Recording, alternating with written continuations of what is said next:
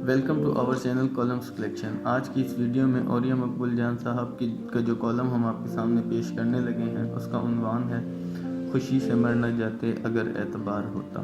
اسحاق ڈار صاحب نے مولانا فضل الرحمان صاحب کی شرعی میت میں یہ اعلان کیا ہے کہ وفاقی شرعی عدالت نے شہید چیف جسٹس نور محمد مسکانزئی کی سربراہی میں جسٹس ڈاکٹر سید محمد انور اور جسٹس خادم حسین شیخ کے ساتھ 28 اپریل 2022 کو جو ربا کے خلاف فیصلہ دیا تھا اور جس کے خلاف انہی کے لیڈر اور وزیر اعظم شہباز شریف کی حکومت بذریعہ اسٹیٹ بینک اور نیشنل بینک 4 پرائیویٹ بینکوں کو ہمراہ لے کر 26 جون 2022 کو سپریم کورٹ کی شریعت بینچ میں اپیل دائر کی گئی تھی، وہ اپیل ہم واپس لے رہے ہیں اور یوں ہم اس ملک کو سودی نظام سے پاک کرنے کی جانب بڑھ رہے ہیں۔ تالیاں بجائی گئیں، مبارکباد کا شور ہوا، شکرانے کے نفل پڑھے گئے۔ جمعے کے خطبوں میں مولانا فضل الرحمان کی جمہوری سیاست پر خراج تحسین پیش کیا گیا، لیکن 2 دن بعد جب ریاست پاکستان کے وکیل سلمان اکرم راجہ کو پٹیشن دے کر شریعت اپیلیٹ بینچ بھیجا گیا تو اس میں 4 نجی بینکوں کو شامل نہیں کیا گیا۔ اس خوبصورتی سے حکومت نے انہیں اس عظیم کارنامے میں شریک نہیں کیا۔ اسی طرح کے دھوکے اس ملک میں پہلی دفعہ نہیں دیا جا رہا۔ قائد اعظم کے بعد آنے والی ہر حکومت نے سود کے تحفظ میں بڑھ چڑھ کر اپنا حصہ ڈالا۔ قائد اعظم نے 1 جولائی 1948 کو اسٹیٹ بینک کا افتتاح کرتے ہوئے کہا تھا، میں نہایت توجہ اور دلچسپی کے ساتھ آپ کے تحقیقاتی ادارے کے اس کام پر نگاہ رکھوں گا جو اسلام کے معاشی اور سماجی مقاصد کی مطابقت میں بینکنگ کے عملی کام کے حوالے سے کیا جائے گا۔ قائد اعظم کے انتقال کے 8 سال بعد اسٹیٹ بینک کا ایکٹ مجریہ 1956 آیا، جس میں جدید سودی بینکاری نظام کو مکمل طور پر تحفظ فراہم کیا گیا۔ تمام حکومتیں اس وقت سے عوام کی آنکھوں میں دھول جھونکنے کے لیے دکھاوے کی کارروائیاں کرتی رہی ہیں۔ 1964 سے 1966 تک ایوب خان کی اسلامی نظریاتی کونسل نے حکومت کے کہنے پر سودی نظام پر کام کیا اور بینکاری سود کو حرام قرار دے دیا۔ اس کے بعد یحییٰ خان نے ایک بار پھر یہ معاملہ اسی نظریاتی کونسل کے سامنے رکھا اور انہوں نے 3 دسمبر 1969 کو اپنی پرانی رپورٹ کا ہی اعادہ کر لیا۔ بھٹو نے آئین کے آرٹیکل 38F میں لکھ تو دیا کہ حکومتیں جتنی جلدی ممکن ہو سکے سود کا خاتمہ کریں، لیکن اپنے سارے دور اقتدار میں اس نے ایک قدم بھی اس سمت نہ بڑھایا۔ ضیاء الحق نے اسلامی آئینی اصطلاحات کیں اور 1990 میں وفاقی شرعی عدالت اور سپریم کورٹ کا شریعت اپیلیٹ بینچ قائم کیا، لیکن 10 سال کے لیے معاشی معاملات سننے پر پابندی لگا دی۔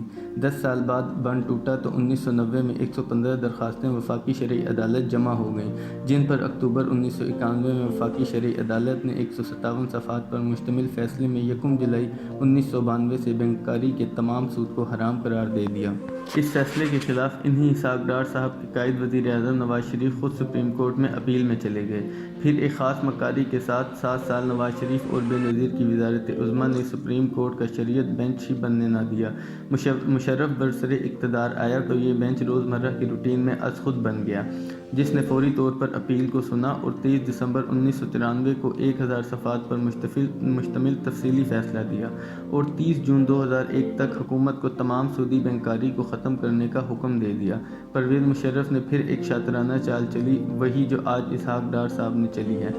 سپریم کورٹ کے فیصلے کے خلاف نظر ثانی کی اپیل ایک پرائیویٹ بینک کے ذریعے کروائی گئی اور کہا گیا کہ حکومت تو اس میں فریق ہی نہیں ہے۔ اس کے ساتھ ہی وہ 4 جج جنہوں نے سود کے خلاف فیصلہ دیا تھا، ان میں سے 2 جسٹس خلیل الرحمان اور جسٹس وجیہ الدین احمد کو PCO کے تحت فارغ کر دیا گیا۔ مولانا تقی عثمانی سے PCO کے تحت حلف تو اٹھوا لیا گیا، مگر فوراً ہی ایک نوٹیفیکیشن کے ذریعے انہیں کہا گیا کہ اب آپ کی ضرورت نہیں ہے۔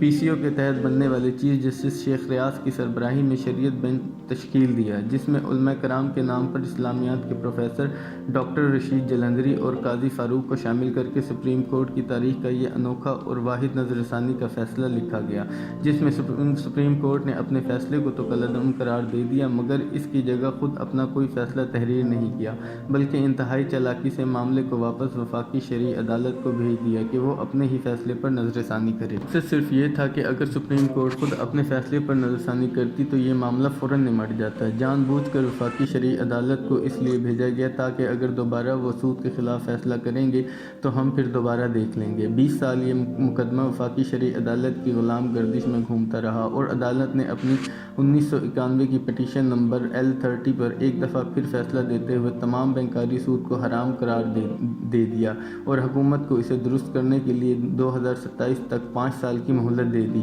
اسی فیصلے کے خلاف حکومت بذریعہ اسٹیٹ بینک 4 ماتحت بینکوں کے ہمراہ سپریم کورٹ کی شرعی بینچ میں اپیل میں چلی گئی۔ ایک اور حیران کر دینے والی بات یہ ہے کہ چیف جسٹس پاکستان مسلسل شریعت اپیلیٹ بینچ کو بار بار توڑتے رہتے ہیں، جبکہ آئین کے باب 3A کے مطابق سپریم کورٹ میں ایک مستقل شریعت اپیلیٹ بینچ ہونا چاہیے۔ گزشتہ 23 ماہ سے سپریم کورٹ میں کوئی شریعت اپیلیٹ بینچ نہیں ہے۔ آخری دفعہ دسمبر 2020 میں ایسا ایک بینچ 5 دن کے لیے بیٹھا تھا اور پھر اسے توڑ دیا گیا۔ یعنی اگر وفاقی شرعی عدالت کے خلاف یہ پرائیویٹ بینک اپنی اپیلیں واپس نہ بھی لیں تو حکومت بذریعہ سپریم کورٹ شریعت اپیلیٹ بینچ نہ بنا کر مسئلے کو التوا میں ڈال سکتی ہے۔ مثلاً حکومت اس میں علماء ججوں کی نامزدگی نہ کرے۔ شریعت کی اہمیت ہماری حکومتوں کے نزدیک اس قدر غیر اہم ہے کہ اس وقت وفاقی شرعی عدالت میں 8 ججوں کی اسامیاں ہیں اور ان میں سے 6 خالی پڑی ہیں۔ نور محمد مسکانزئی کی اپریل میں ریٹائرمنٹ کے بعد 6 ماہ سے چیف جسٹس کا عہدہ بھی خالی ہے۔ وفاقی شرعی عدالت نے قوانین کو اسلام کے مطابق ڈھالنے کے لیے 1985 سے لے کر اب تک 29 فیصلے کیے ہیں، جن کے خلاف حکومت سپریم کورٹ میں اپیل میں گئی ہوئی ہے۔ چیف جسٹس پاکستان نہ کوئی شریعت اپیلیٹ بینچ تخلیق کرتے ہیں اور نہ ہی ان اپیلوں کی کوئی سنوائی ہوتی ہے۔ اس ملک میں شریعت سپریم کورٹ کی الماریوں میں پڑی فائلوں میں قید ہے۔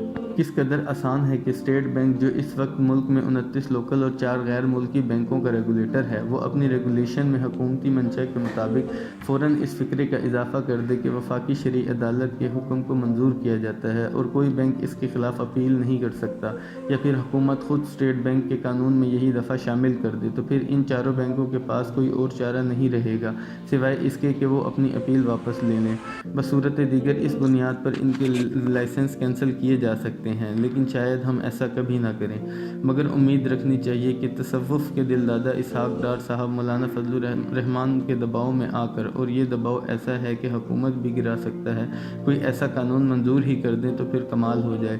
لیکن ہم پھر بھی اسٹیٹ بینک کے اسی اختیار کے خلاف وفاقی شرعی عدالت میں جا رہے ہیں، جس کے مطابق اس شرعی عدالت کے حکم سے فرار کے کئی راستے ہیں جو اسٹیٹ بینک کے قانون مجریہ 1956 میں موجود ہیں۔ آج مورخہ 14 نومبر 2022 کو وفاقی شرعی عدالت میں اس کی سماعت ہے۔ احباب سے دعاؤں کی درخواست ہے۔